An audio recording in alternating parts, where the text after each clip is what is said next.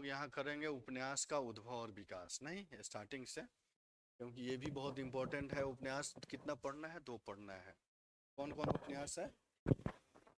शेखर एक जीवनी है और एक गोदान उपन्यास है। ठीक है, तो शेखर एक जीवनी तो एक सैद्धांतिक और वो दार्शनिक उपन्यास हो जाता है, तो इसलिए मैं उसको नहीं कह रहा हूँ आप लोगों को पढ़ने के लिए, क्योंकि आप पढ़ेंगे 2-4 बार पढ़ेंगे समझ में नहीं आएगा। ठीक है, तो बाद में पढ़ेंगे। गोदान को जरूर पढ़ लेंगे, क्योंकि गोदान से के हर एक एंगल से प्रश्न पूछा है और उस गोदान को हम लोग करेंगे। ठीक है, मैं बता दूंगा आप लोग क्या करेंगे। गोदान का जो बुक्स है वो भी लेते आएंगे, नेक्स्ट क्लास में पढ़ेंगे और उस बुक्स को भी लेके आएंगे। ठीक है, तो देखना है उपन्यास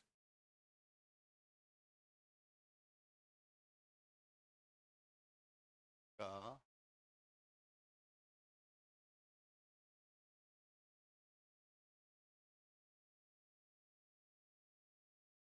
विकास। ठीक है, उपन्यास का उद्भव और विकास। यहाँ से निश्चित रूप से एक प्रश्न आपको मिलेगा। ठीक है, 50 अंक का एक प्रश्न मिलेगा। उपन्यास का उद्भव और विकास पहले हम देखेंगे, फिर गोदान को पढ़ें। ठीक है, अब देखिएगा बाबू, यहाँ उपन्यास जो है यह 2 शब्दों से बना है। एक है उप और दूसरा है न्यास। नहीं, उप और दूसरा है न्यास। उप का अर्थ होता है निकट, का अर्थ क्या होता है? निकट। और न्यास का अर्थ होता है, जैसे ट्रस्ट देखें सुने हैं,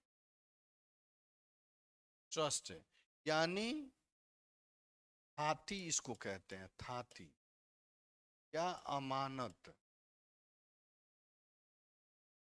अमानत, थाती या अमानत। ठीक है, थाती अमानत या विरासत भी कहते हैं। 2 चीजें हैं। उपन्यास क्या है? 2 शब्दों से के मिलने से बना है। एक शब्द क्या है? उप। आप लोगों को दिख रहा है, क्लियर है ना? एक उप है, दूसरा है न्यास।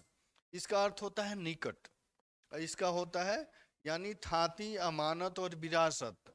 नहीं, विरासत, थाती अमानत और विरासत का शाब्दिक अर्थ है वैसी वस्तु जो आपके पास है लेकिन आपका नहीं। वैसी वस्तु, थाती अमानत विरासत का अर्थ होता है वैसी वस्तु या वैसी संकल्पना, वैसी चीज जो आपके पास तो है लेकिन आपका नहीं है। विरासत का अर्थ समझ रहे हैं ना? जो आपके पूर्वजों ने कमाया, धन जायदाद इज्जत प्रतिष्ठा कमाया, वो आपके पास है, आपका धरोहर है। आपका कर्तव्य है कि उस चीज को आप निभाएं, लेकिन वो क्या है? आपका नहीं है। सपोज कीजिए एग्जाम्पल के रूप में, कोई फ्रेंड आपको 50,000 रुपया दे दिया और कहा कि ये इसको रखिए, तो क्या है? पैसा तो आपके पास है लेकिन उस पर अधिकार आपका नहीं है। ठीक है, इसी को हम लोग कहते हैं थाती, अमानत या विरासत। वैसी वस्तु यहाँ पे लिख लेंगे। विरासत का अर्थ होता है वैसी वस्तु या वैसी संकल्पना जो आपका, आपके पास तो है लेकिन आपका नहीं। ठीक है, आपके पास तो है लेकिन आपका नहीं है। ठीक है, अर्थात सम्मिलित रूप में कह सकते हैं वैसी साहित्यिक विधा जिसमें, वैश्विक साहित्य विधा जिसमें आपके जीवन के सर्वाधिक निकट हो। दोनों को सम्मिलित रूप में देखेंगे साहित्य के रूप में कि यह वैसी साहित्यिक विधा है जो आपके जीवन के सर्वाधिक निकट है, उसे उपन्यास कहते हैं। ठीक है, एक शब्द में क्या है?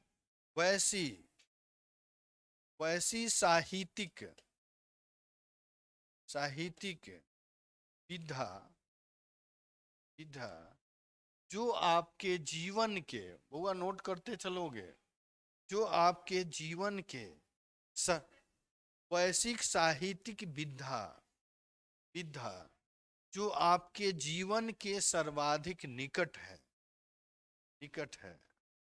उसे क्या कहते हैं? उपन्यास कहते हैं, उपन्यास कहते हैं।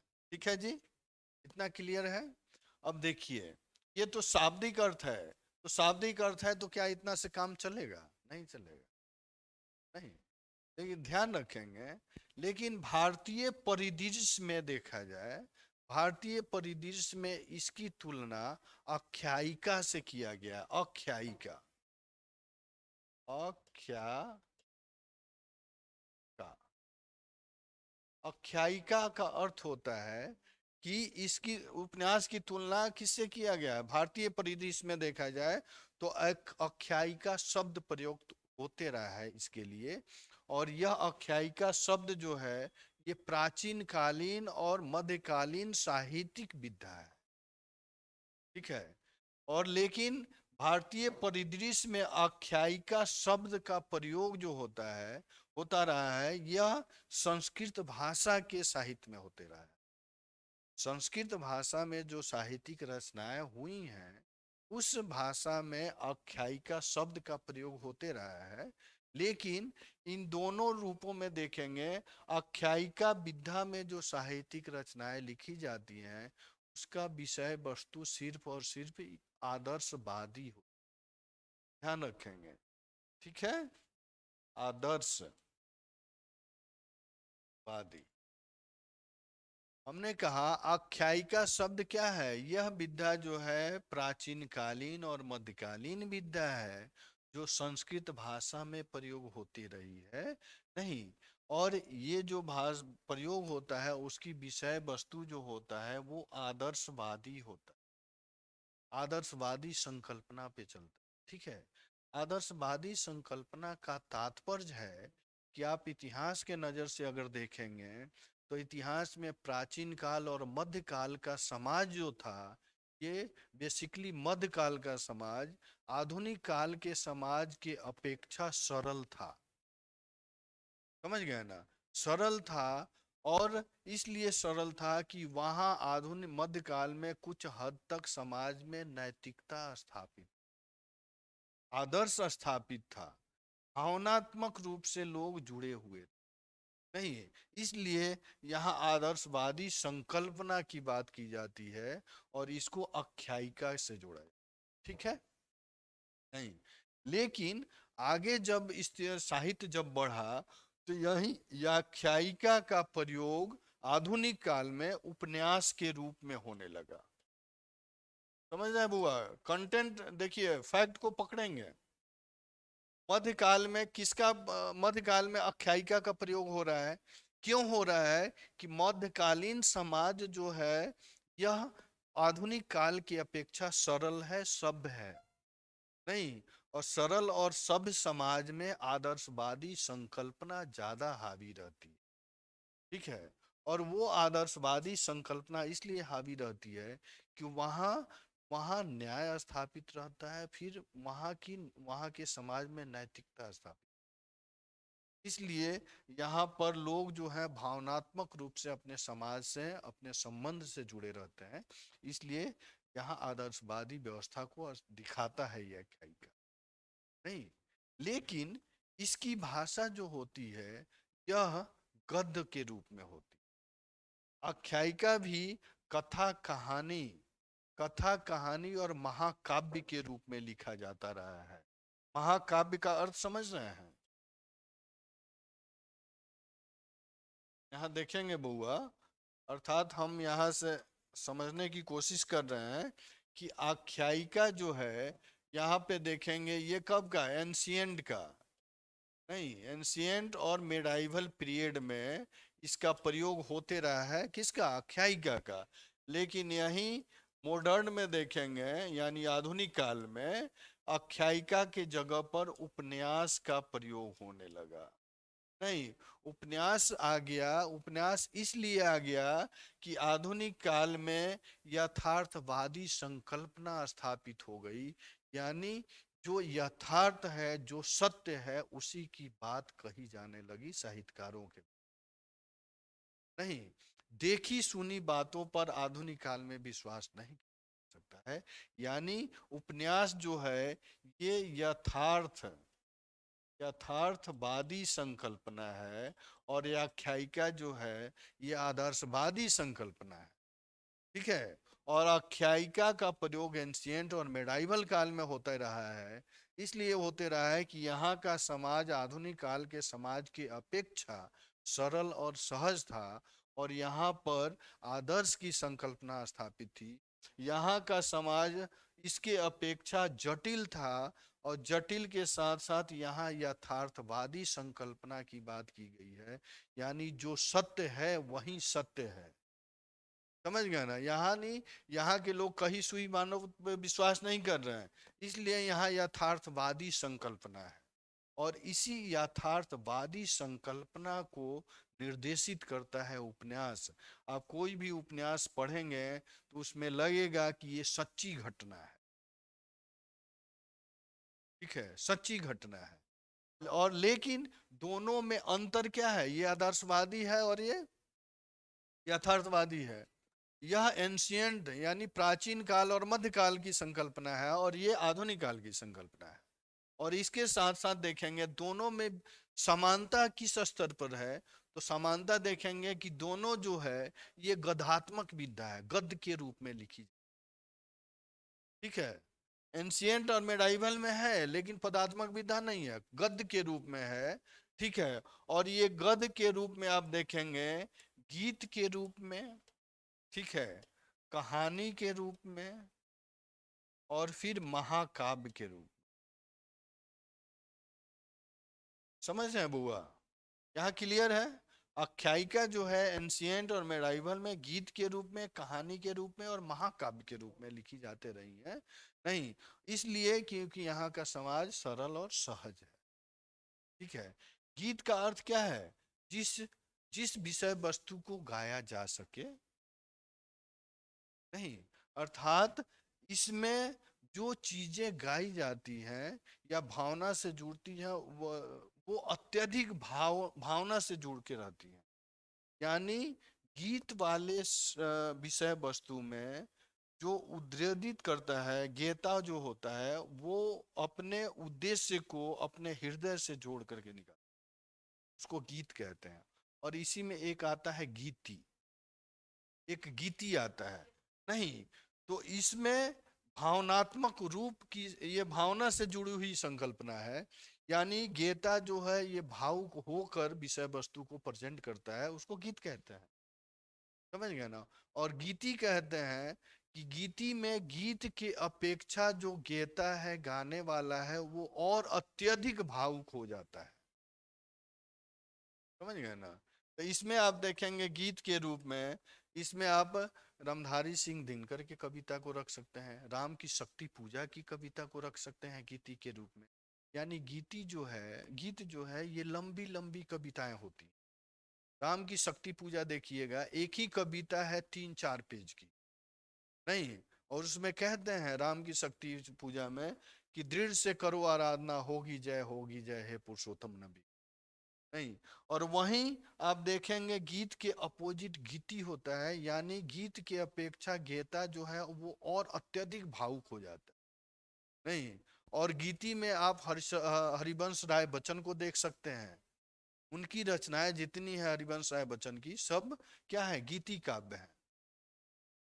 नहीं, और वो मधुशाला की रचना, मधुशाला की रचना जो है उनकी गीति काव्य है। क्या कोई रचना याद है मधुशाला की? पैर कराते मंदिर मस्जिद, मेल कराती मधुशाला। हिंदू और मुसलमान है दो, एक मगर उनका प्याला, एक मगर उनका मदिरालय, एक मगर उनका हाला। एक न रहते जब तक वो मंदिर मस्जिद में जाते, नहीं, बैर कराते मंदिर मस्जिद, मेल कराती मधुशाला। ये क्या है? ये गीति का ध्यान रखना है। यानी गीति का, गीत जो है ये भावनात्मक रूप से जुड़ा होता है और गीति जो होता है ये अत्यधिक भावना से जुड़ा होता है। नहीं, और ये सब विधाएं जो हैं ये क्या है? मध्यकाल की विधा है। और इसी में महाकाव्य की रचना हुई है, जैसे आप देखेंगे रामायण महाभारत की रचना, ये सब हमारे महाकाव्य हैं। ठीक है, और यहाँ पर इसमें देखेंगे व्याकरण का अक्षरशः पालन हो नहीं। और यहीं जब आएंगे मॉडर्न काल में तो इसी के जगह पर उपन्यास की संकल्पना आएगी और उपन्यास में लंबी लंबी कहानियां चलती हैं और आगे जड़ चल करके उसी कहानी से दूसरी कहानी जुड़ जाती है, फिर उससे दूसरी कहानी जुड़ जाती है नहीं। और इसी में देखेंगे कि महाकाव्य में गोदान को भी रखते हैं। गोदान क्या है? गोदान उपन्यास होते हुए भी महाकाव्य है, क्योंकि उसमें 19वीं शताब्दी के पृष्ठभूमि को रखा जाता है, बहुत बृहद स्तर पर ये देखेंगे नहीं, ये अंतर है। और इसी में आगे चल करके ये जितने साहित्यकार थे में ये दुविधा हो गई कि भैया किस किस उपन्यास को प्रथम उपन्यास माना जाए नहीं। तो वहां पर आलोचकों ने दो उपन्यास को निर्देशित किया। एक उपन्यास था भागवती, एक उपन्यास था भागवती, भागवती जिसकी रचना 1876 में हुई थी। ठीक है, भागवती उपन्यास था और इसकी रचना यानी सरधा राम फुलेरी, सरधा राम जो फुलेरी थे इसके रचनाकार थे, सरधा राम फुलेरी ये रचनाकार थे। और दूसरा उपन्यास है परीक्षा गुरु। दूसरा उपन्यास क्या है जी? परीक्षा गुरु, परीक्षा गुरु जिसके रचनाकार हैं कौन? लाला श्रीनिवास दास। लाला श्रीनिवास दास परीक्षा गुरु के रचनाकार हैं और इसकी रचना हुई 1882 ईस्वी में। ठीक है, लेकिन देखेंगे कि दोनों उपन्यास में मतभेद हो गया। अगर कालक्रम के आधार पर देखा जाए तो इस भाग्यवती को पहला उपन्यास माना जाना चाहिए नहीं, लेकिन भाग्यवती जो है यह सिर्फ सिर्फ भारतीय परिदृश्य में आदर्श को प्रेरित करता है। आदर्श के संकल्पना को जो भारतीय समाज में था उसी आदर्श के संकल्पना को उद्घाटित करता है।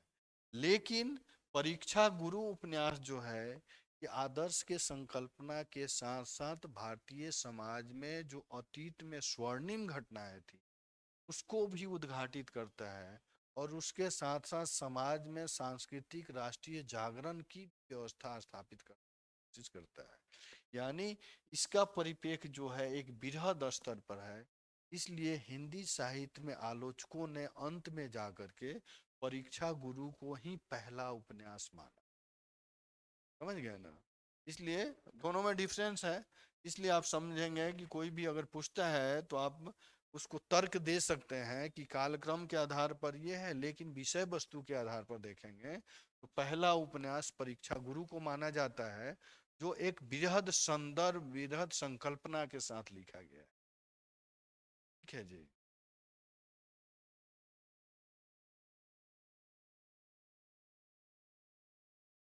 क्लियर है? ये इतिहास का विषय वस्तु रहा नहीं, उपन्यास का यही उद्भव है। इसी को हम लोग एक पैरा में लिख लेंगे, फिर इसको जोड़ने की कोशिश करेंगे कि वेस्टर्न सोसाइटी में उपन्यास का उद्भव कैसे हुआ। तो वेस्टर्न सोसाइटी में देखेंगे तो 1739 में 1739 का कालक्रम भारतीय इतिहास में कौन सा है? नादिर शाह का आक्रमण नहीं। और इसी में देखेंगे कि 14वीं शताब्दी में जब नवजागरण परक चेतना और धार्मिक सामाजिक सुधार आंदोलन हो रहे हैं वेस्टर्न में, तभी वहां पर भी जाकर के उपन्यास की संकल्पना आ रही है।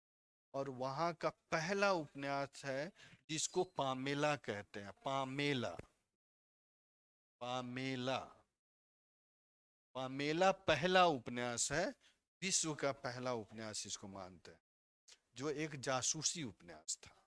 पामेला नहीं, पामेला।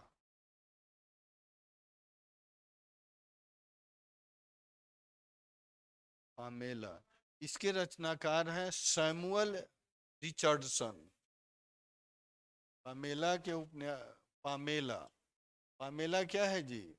ये विश्व का पहला उपन्यास है और इसकी रचना हुई है 1739 में और इसके रचनाकार हैं सैमुअल रिचर्डसन। सन, नहीं ये, और ये जब यहाँ पर नवजागरण परक चेतना हो रही थी, यानी धार्मिक सामाजिक सुधार आंदोलन हुए